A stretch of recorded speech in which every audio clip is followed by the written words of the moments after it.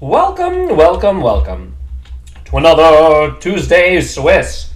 This is the June 2026 Swiss. I'm in the open section again. Maybe here to stay. Maybe not. I don't know. Depends. If I hit a cold streak, I might drop down. But if I keep winning and my rating keeps going up, then really I should just be in the open section. I'm going to tell you all, and this definitely impacted my game today, and, I like the no excuses, none a day, but I barely slept at all last night. In fact, I even considered not signing up for this round and passing on the Swiss tonight. Not that I didn't want to play chess. I think of every single game I've played Classical, I've been excited to play, except for maybe like one or two. So I really, obviously, was looking forward to playing, but I just didn't think that I would have the mental fatigue or wherewithal to really concentrate and focus. Why was I up for so long? I don't know. Well, I stay up really late generally, but why did I get up early? That I don't know. I worked a bit today, but for the most part, I got up after like 3 hours of sleep. So I wasn't in like the most combative chess mood. Not that I was like irritable, but really like I didn't really want to just grip it and stick it.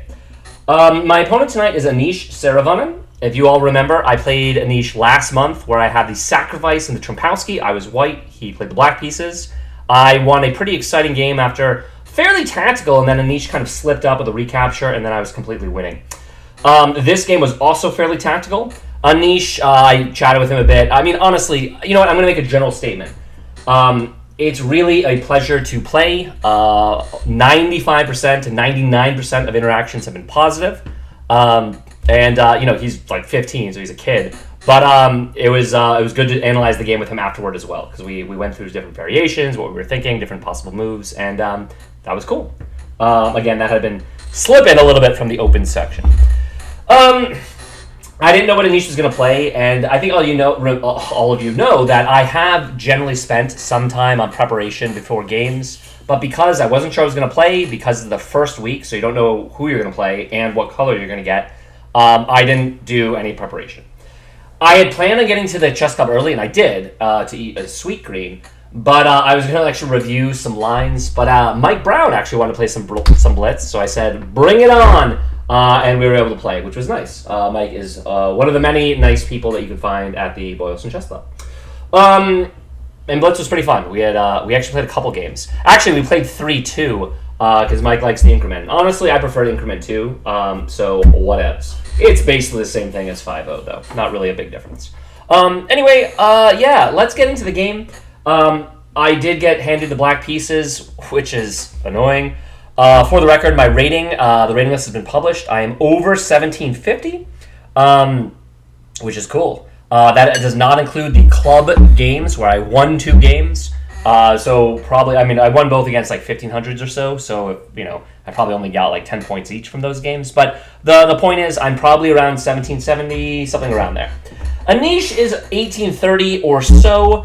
Again, you can't really take the rating supplements. You take them with a grain of salt. The point is, Anish is somewhere in the 1800s. I have beaten him once, which means I have no fear. Not that I really have fear of anyone. So far, I haven't. But, we sat down. Ofbviously, I was in a jokey mood, but I was just trying to play good chess. He opens e4. I decided to go with the Nimzovich.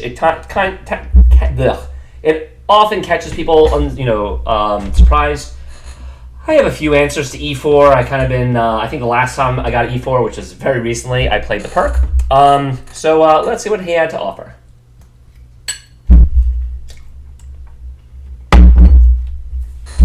I'm also eating some sausage pasta that I made the other night. He plays d4. I strike with d5. This is the Scandinavian variation. There's 3 moves here for white. They can take, they can push, or they can play the knight. Playing the knight is Romain Magnet many months ago played that against me. It's the least common. Online and generally thought of the best is actually the advance. Anish takes. And Anish did this thing where he holds his face in his head and cradles it. He's like, no! Meaning he was not prepared. He didn't know the theory. Afterward he said he did not know what was going on in the opening at all. Which is good for me. You guys will see. I got a incredible position. So he takes, obviously, the only move is to take with the queen. And in this position, there are many, not many, there are a few moves. Obviously, I'm attacking the pawn. If they do the, the online blunder of knight c3, black just takes to the queen, and you're like immediately up a pawn in a very, very comfortable position. More often, as I told them, you then just get knight f3. But Anish plays c3, which is a move. It's not the best move. It's not a good move, but it's a move. When I say it's a move, it's not like a blunder. It doesn't like lose. It's just not the most accurate. You guys should be able to tell why. He's stopping his knight from developing. I have 2 pieces on the middle board. He has none. So I'm kind of like, getting what I want. The move here, the theory is e5. You strike at the center right away. Oftentimes they don't take. Anish was like shrugged, and he's like still doing the no! He didn't really think until move 7. So he pretty quickly just blitzed and took. And I'm sure, as you're all going to see, we're going to get a position where queens are off the game, off the board. This is a queenless middle game. He takes. Apparently, actually, the right move is to not capture right away, but to play bishop f5. In my notes, again, I hadn't reviewed. That is actually what I'm supposed to play.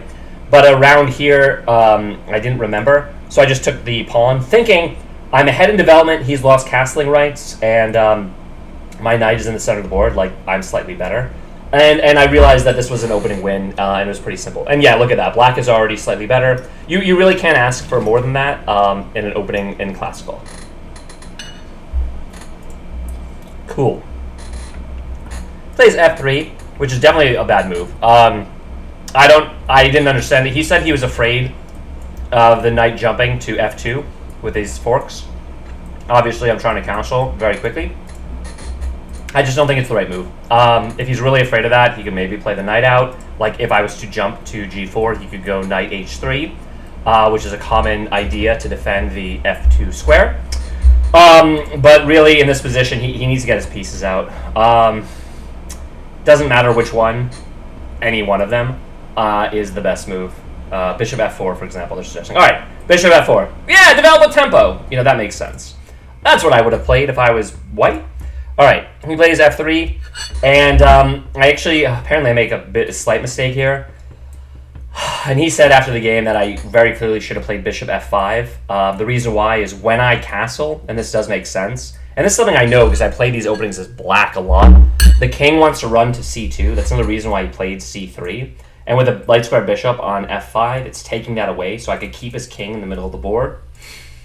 I played the slightly more passive bishop e6. The idea for me is that it's already anchored, and there are a lot of lines where I'm spying the a2 pawn. So if he gets greedy trying to centralize the rook, I can probably snap off this pawn because he's played c3, so I'm not worried about him ever trapping me with b3.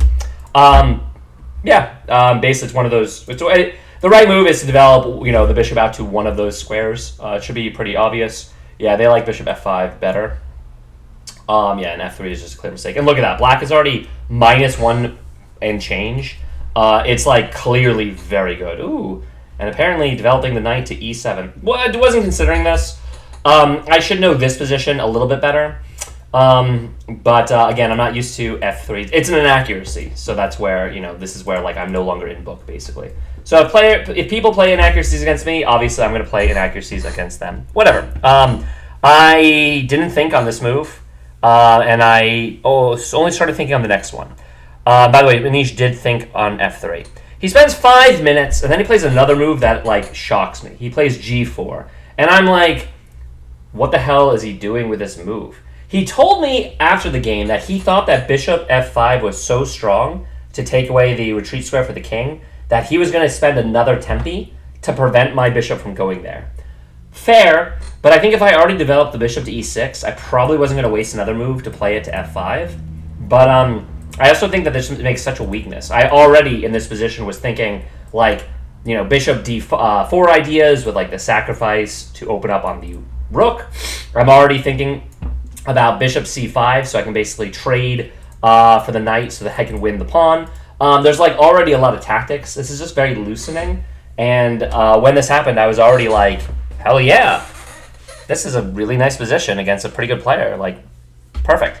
However, I wasn't going to do any of that first. The reason why I didn't queenside castle immediately, I did spend a few minutes, is because I was looking at both bishop c5. I was looking at knight takes. I was looking at bishop takes. I was looking at all the fun moves. And then I decide, like, okay, I can have fun after I castle. Maybe I should just castle first. And computer does like the queenside castling. And look at this. Black already has an incredible advantage. This is what we say, an overwhelming opening for me. Which is great! Do I convert? Tune in. This is kind of a short game. In fact, I think this recap will be kind of short. After queenside castle, he doesn't have a lot of moves. He now moves to c2, and again, this is why the bishop on f5 would have been a lot more lethal, to kind of splice him off and kind of keep him in the middle of the board. And then maybe I could even look for like a mid-game mate, which is always pretty cool. I think I played too fast here, and again, I spent only a minute on this move. I played bishop c5. My thinking was kind of, number one, I need to get my minor piece into the game. Number two, I maybe have an anchor square on a7. Number three, I'm controlling a lot of squares. But number four, the tactical idea is, obviously, I can trade into the knight and then scoop up a pawn. It's very guerrilla chess. Like, I thought that was sensible. Unfortunately, and I only know this because on the tee, was tired. I actually did really quickly. I looked up a different position that's coming up. You'll see. But I saw that I actually missed like a tactical win. And it's funny because the previous move, I'll show you. This position, oh wow, it's good. I was considering this, okay? In this position, I was considering this. So it would have been a brilliant, God damn it. So I then decided to queenside castle first. So after he plays this, why did I not go back to that? And I don't know, because I swear that was what I was considering the previous move.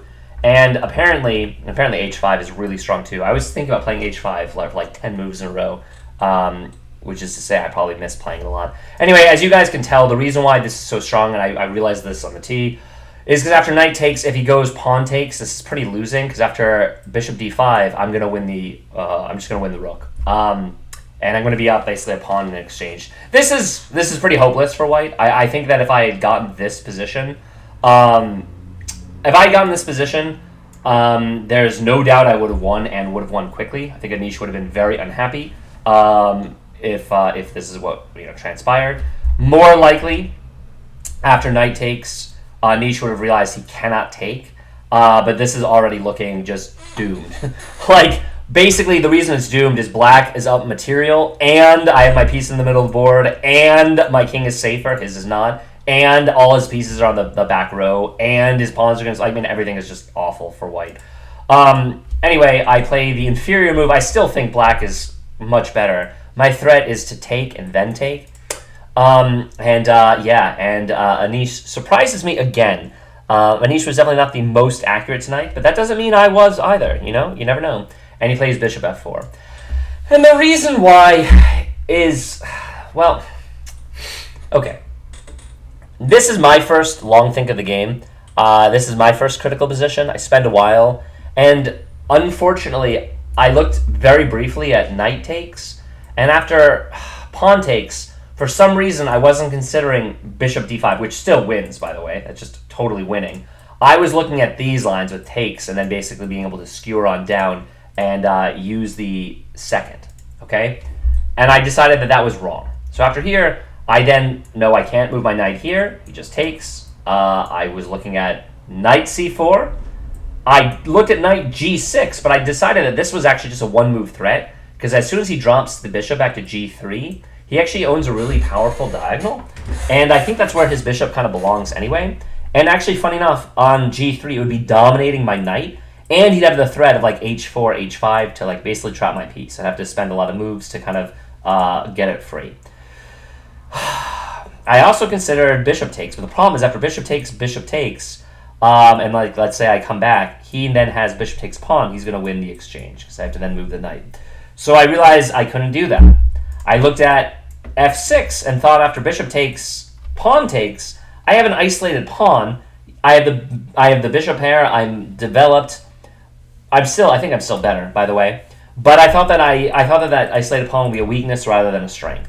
So I played what I thought was the best move after a long think, knight c4. Just to be clear, this move still wins knight g4 because now it's the same deal. I'm, clubbering his rook. I don't even know if he has another move other than takes. Now he has to go into this. Yeah, it would have scored the brilliant.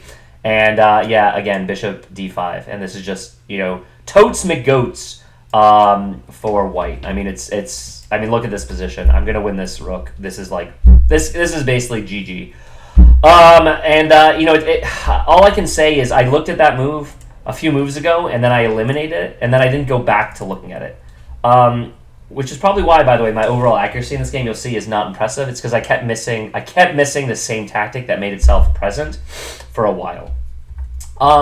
Instead, I thought that this move was pretty good, knight c4, because you guys can see the threat. I'm trying to take the second, basically principal chess. Anish is terribly underdeveloped, but I also have the sneaky threat where if I can dislodge his bishop, especially if his bishop goes to g3, which I think is where it belongs, where it wants to go, where it has the anchor point and it's spying a good pawn, I have this fork of knight e3, checking the king, and just winning the light square bishop. It's worth pointing out that he can't move it to g2 because I still have a fork there. And if he moves like to h4, well, he would be self-pinning himself, the knight would be weighed down, I could like take, and then after rook takes, play something like h5, putting all the pressure on it as well. Needless to say, I really love my position. This felt fantastic, and I played clearly the wrong move. Again, I'm supposed to go knight takes. Oh, Jesus. Knight g6 is even better. I looked at this, and I thought this wasn't great. I thought this was a one-move threat after bishop g3. Oh, and the reason why is after bishop g3, I can just play h5 now and just explode the map. Explode the board. How? Let's say he gets his piece in, and then I just take. Oh, and I'm just going to win a pawn here.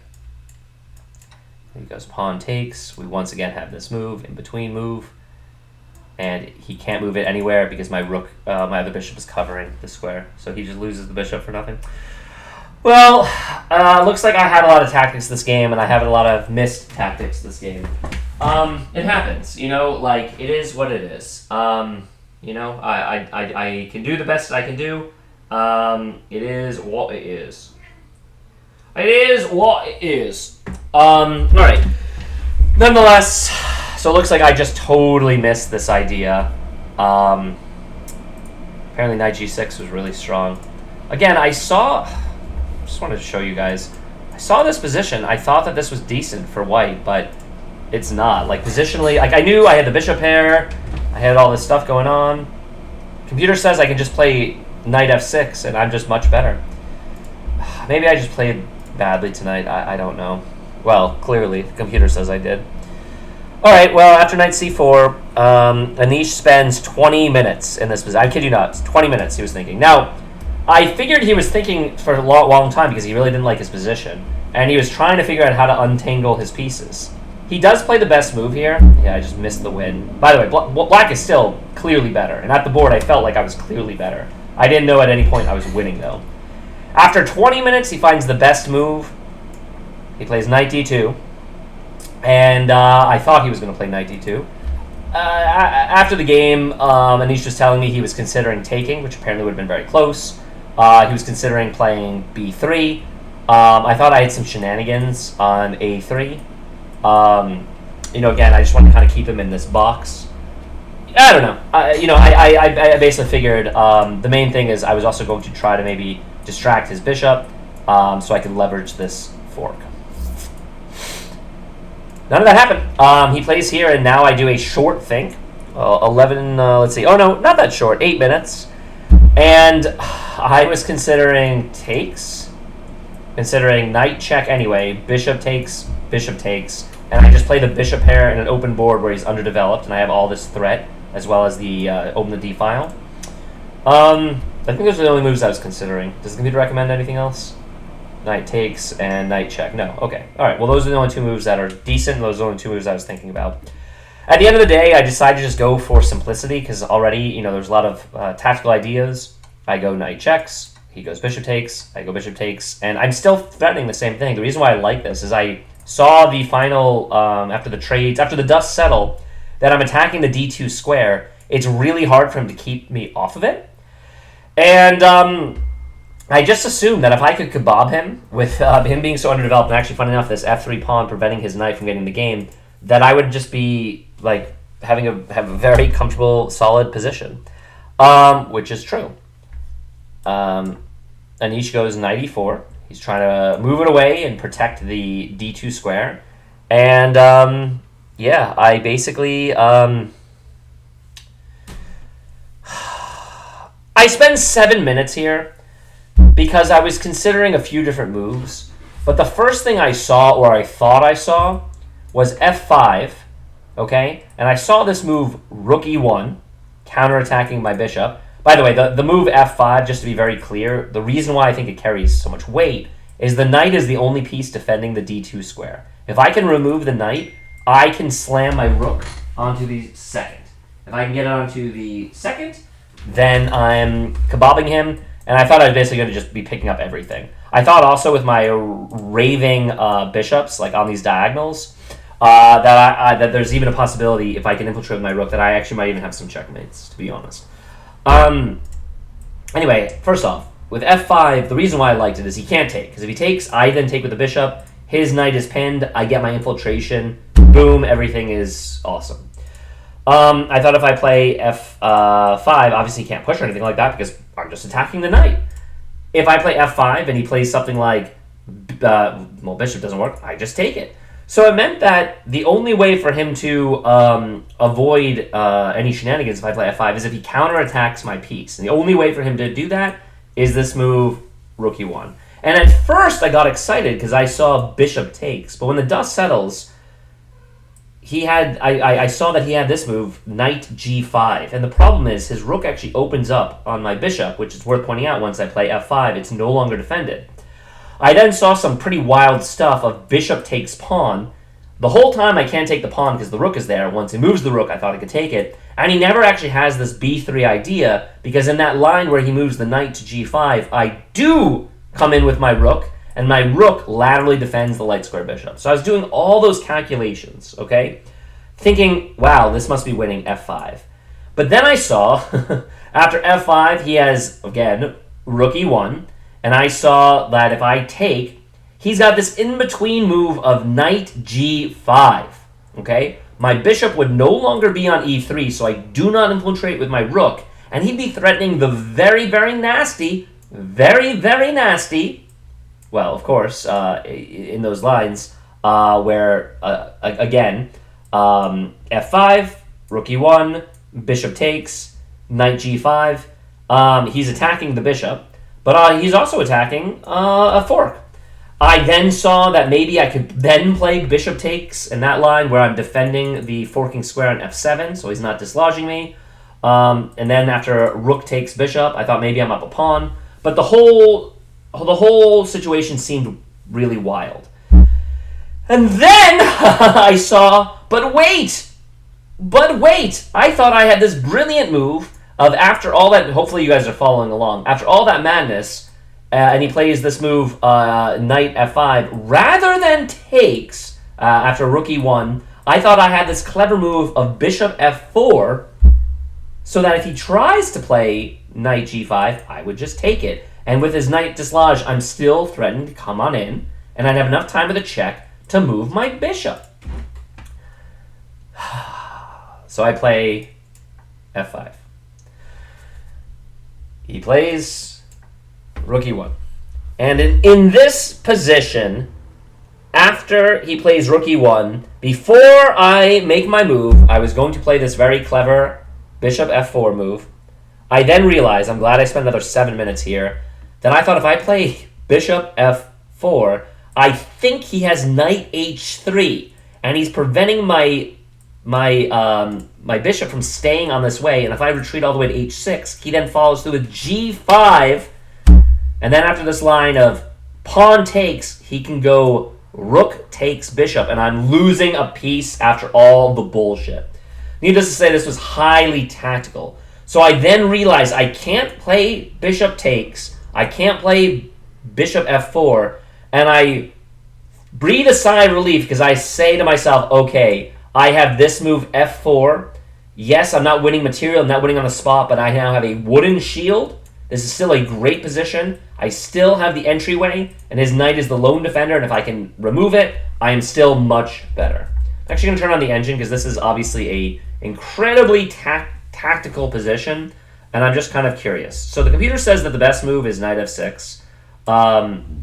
For the record, I thought... shit.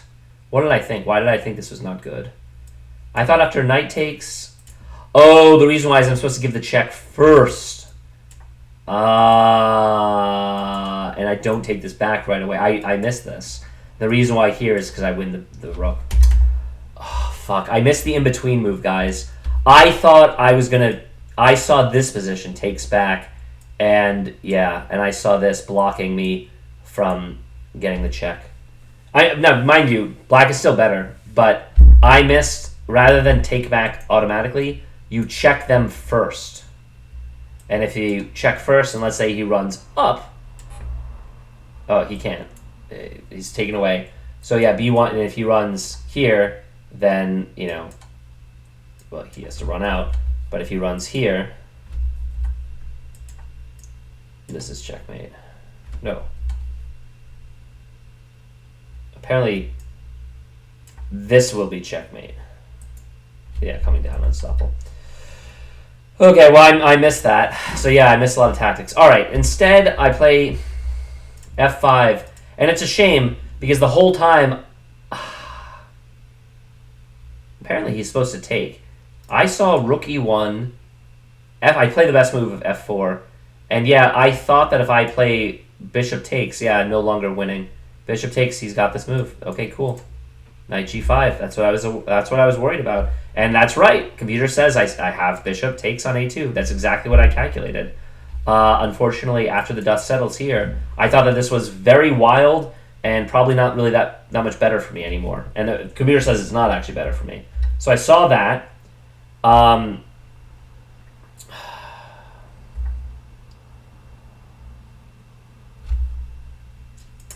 I saw this position, but I thought that this wasn't great for me.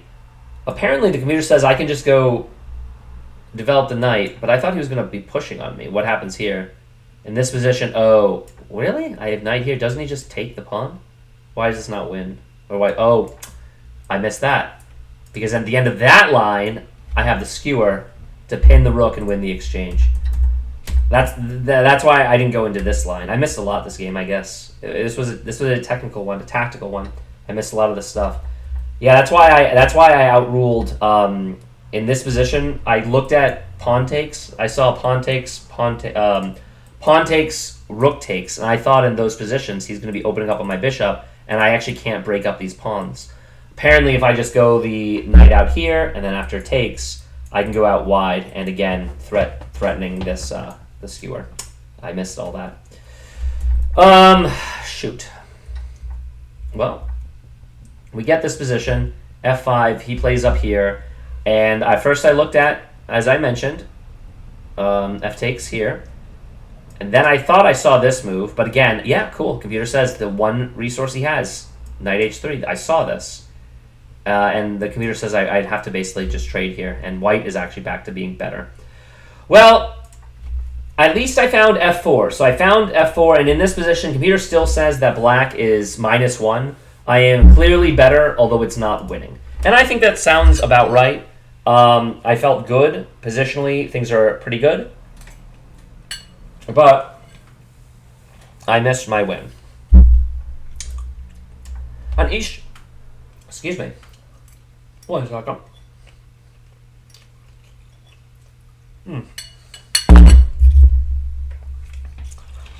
And he plays knight h3.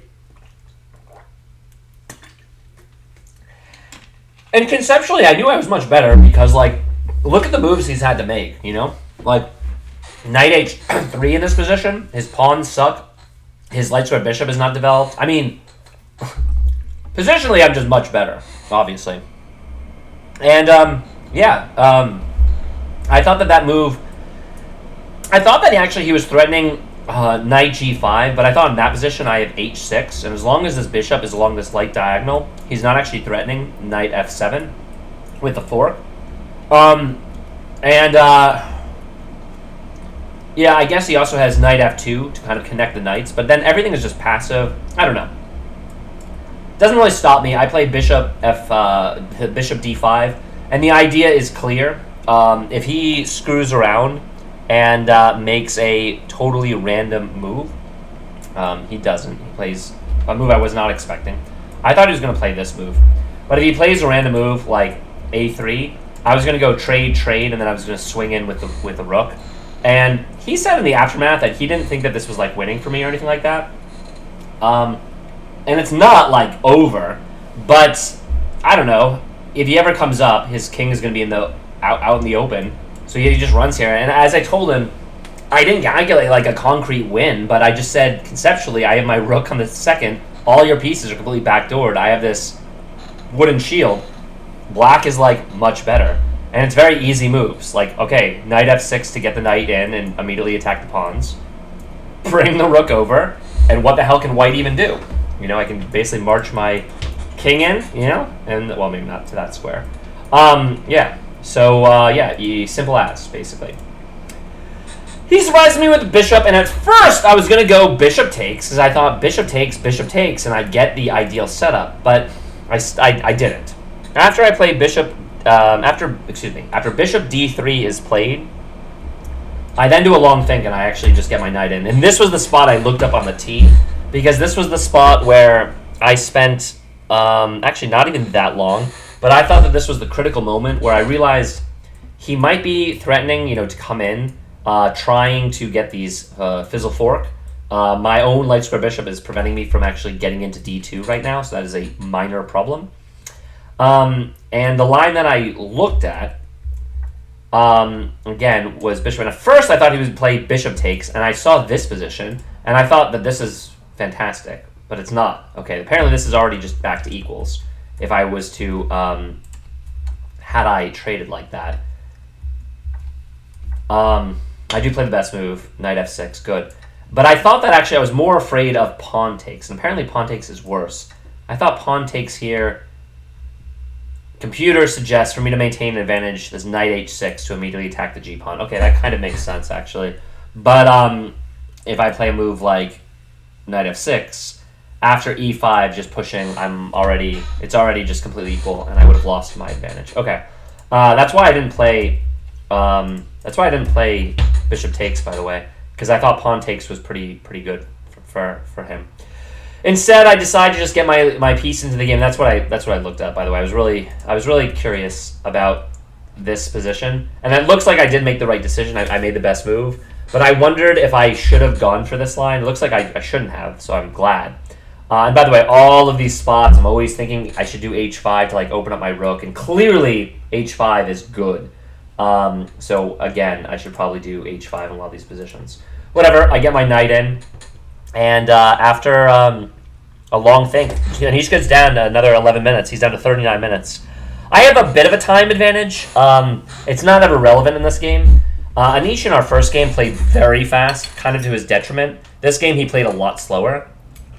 Probably just didn't want to, you know, blunder again like he did the first game. He told me he was thinking of a lot of moves here. But eventually just trades the knight. Well, he plays the best move, you know? I mean, mad props to Anish. When he takes his time and thinks about the best move, he does find it. He plays knight takes. Obviously, I immediately take back. What else am I supposed to do?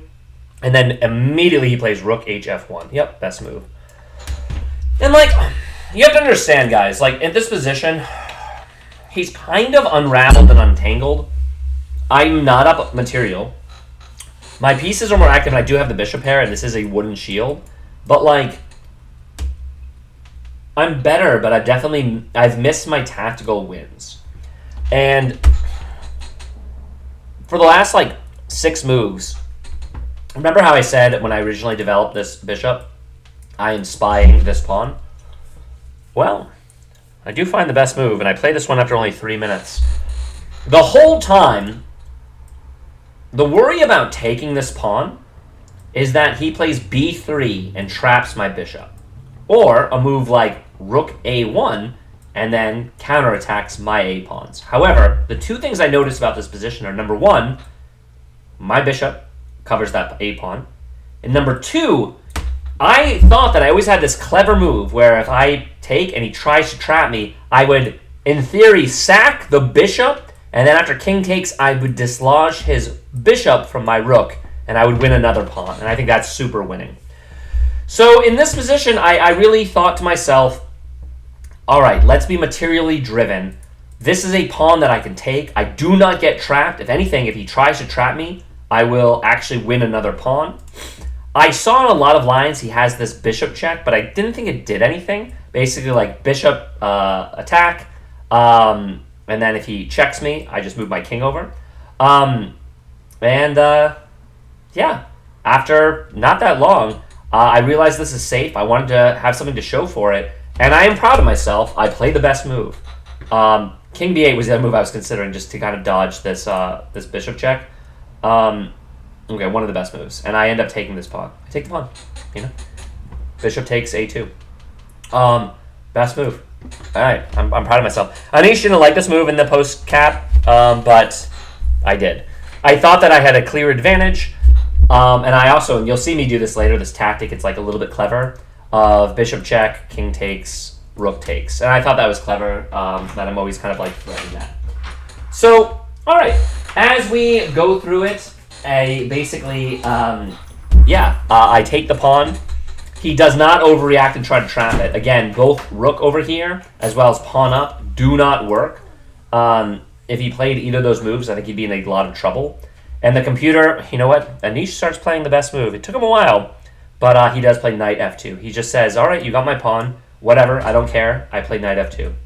And again, I have like a decent advantage. I am better. But I don't have a knockout blow. I've kind of failed to find the knockout blow when I had it earlier. And the only thing I have to show is I have the bishop pair. I have the better situated dark square bishop. And I do have the outside A pawn now. Now, these are all worth something. Don't get me wrong. I mean, as we said in the post cap, pretty much for the entirety of the game, Anish has just been worse the whole time. But at some point, you got to translate and push that small advantage into a bigger advantage. Keep in mind, quite tired. I think to myself, what the hell am I supposed to do now? And I really didn't know. I really thought and thought. I spend another 8 minutes in this position. I say, damn, what is he threatening? And I thought maybe he's finally trying to get active if he jumps to e4, because, you know, kind of attacking, you know, from e4. He's maybe attacking my f-pawn. They're doubled. I am up a pawn. I'd rather retain that. I also realized he's threatening knight d1, and if he can just trade this off, takes, he can maybe win the pawn back, or I'd have to be passive and play like rook h e8.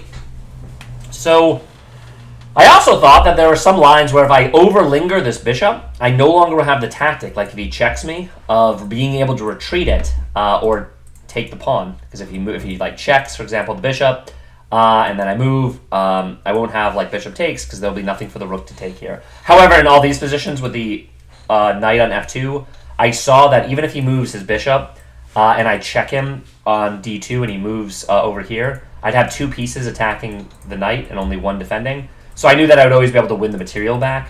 So I knew that I wasn't actually going to be any worse. It's just a matter of whether I'd be better.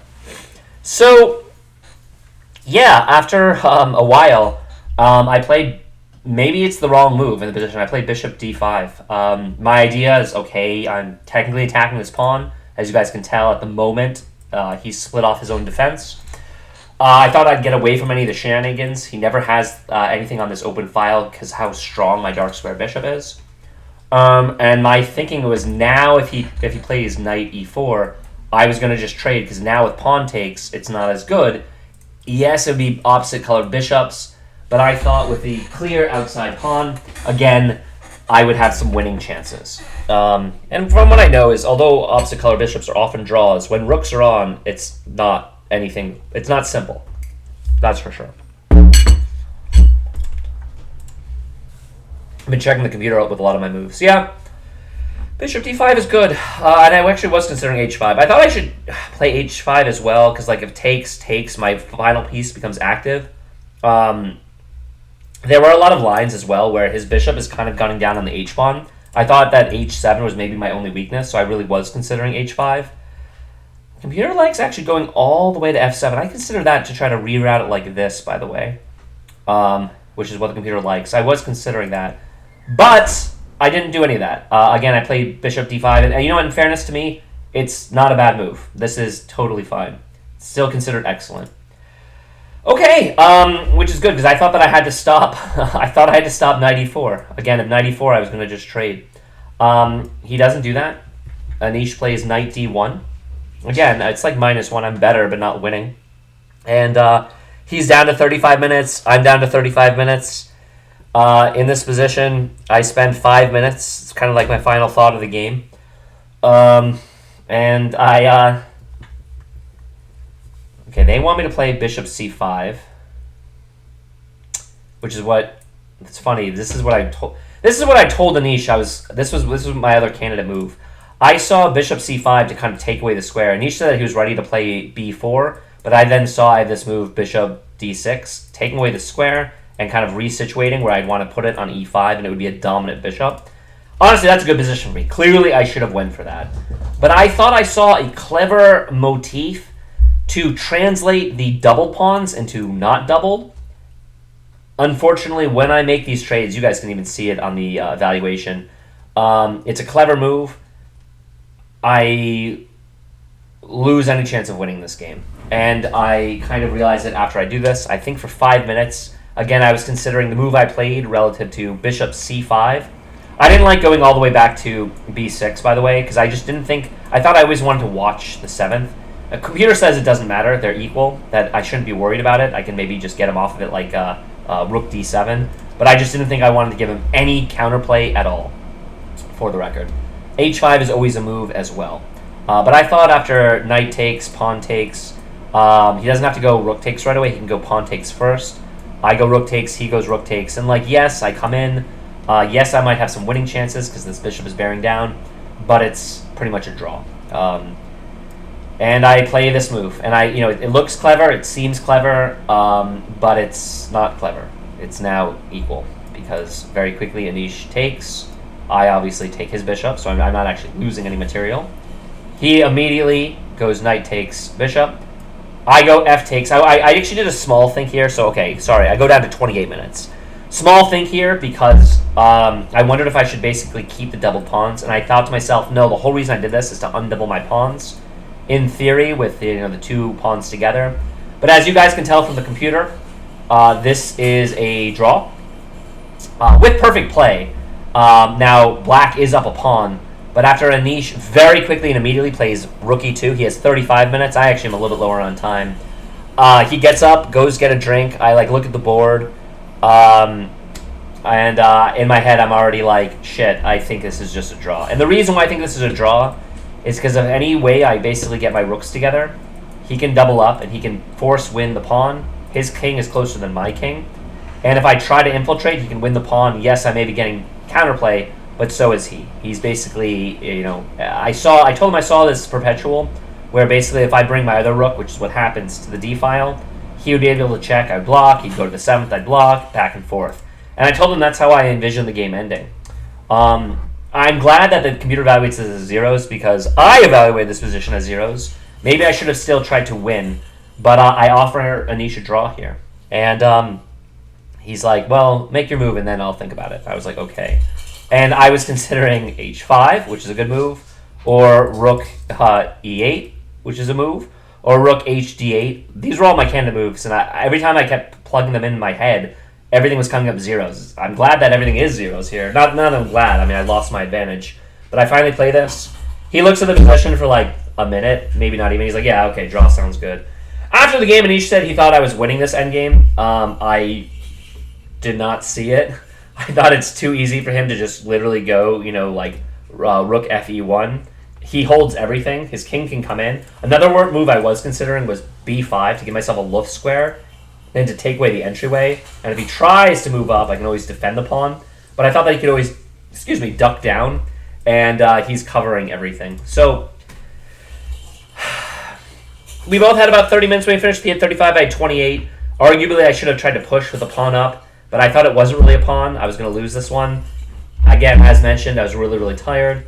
And Anish is a bit higher rated than me. And I played the black pieces, so I can't be too disappointed with the result. We drew. All right, 45-minute recap. And that's all there's to say. We had a good post cap. It looks like I missed a few tactical wins. Shame. Anish is a good young kid. He's 50. He's not like super young, but that's still pretty young. I beat him the first game we played. This one, I definitely was better for basically the entire game, and then I wasn't able to finish. But, whatever. That's chess. That's poker. Except it's not poker. I did the quick game review on the tee, and it basically said that neither of us played very well. Looking at this, we obviously missed a lot of tactics. Yeah, on the tee, it said I played an 80% game. I think, as all you know, I'm happy with 85% plus. I feel like this was a pretty tactical game. We both missed a lot. Looking at the spit down, the breakdown, Anish did not play a good opening. I was able to capitalize. In the middle game, I didn't really find the kills. My middle game was not great. But the end game, he played perfectly. I played perfectly. I really don't think I'm breaking him down and beating him. The truth is, if Anish was quite a bit weaker or lower rated, I think I would have tried to push him in that end game. But because he's like 1800 plus, I gave him enough respect there that he would be able to draw it. I would just be kind of like wasting my time.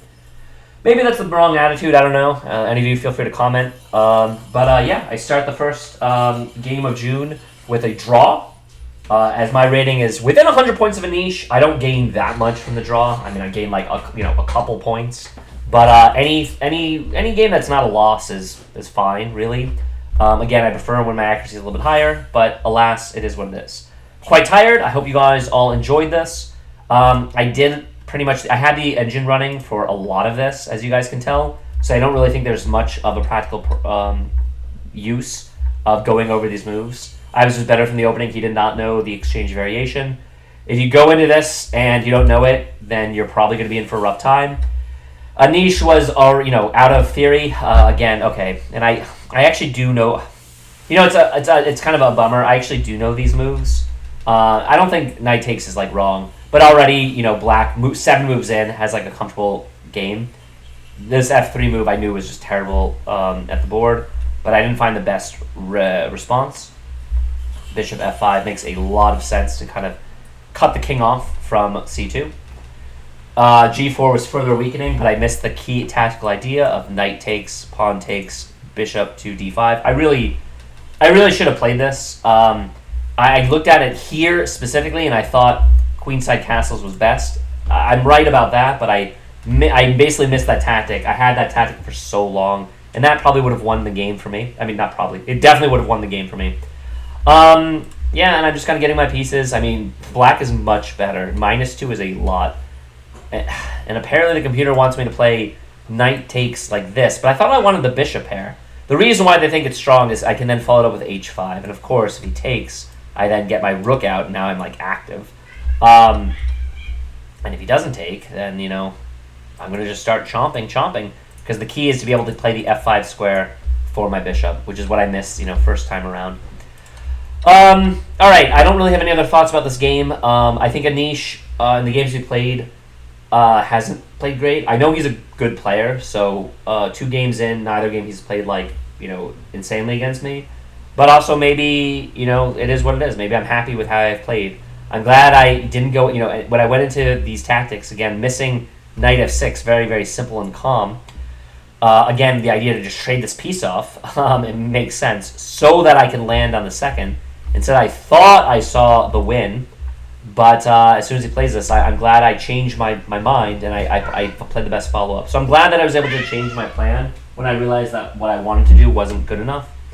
Black is still better, but it's not winning. And I do think Anish does defend very well. Looks like he plays a bunch of the best moves in a row here. These are all the best moves for him.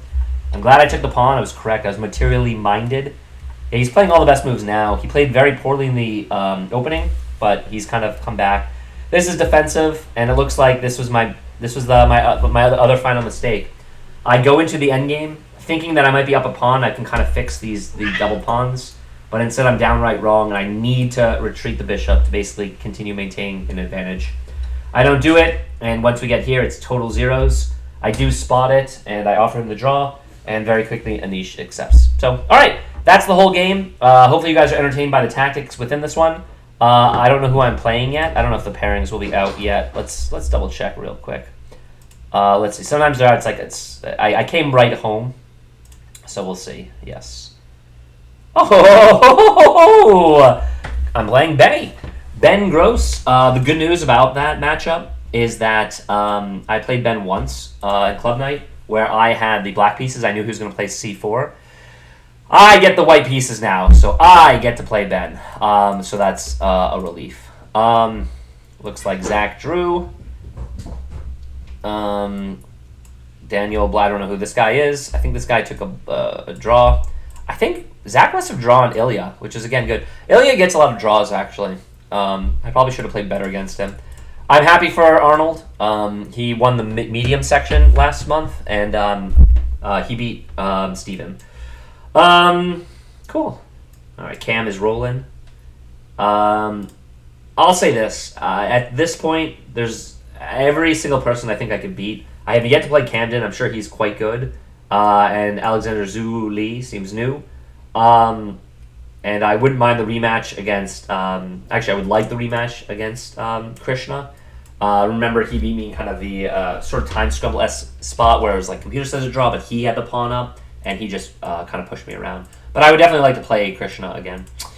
Yeah, I'm pretty happy about this section. Oh, actually, one little final note. Ryan Mitch, I saw he was playing against Camden, and he actually played against E4. He played knight C3. He played a Nimzovich defense. He actually went to the Bogolubov, and I know the theory there, so I think that's kind of funny. I've never seen anyone else play that from the black side. So, all right, that's everything from me. Longer video than intended. Peace out.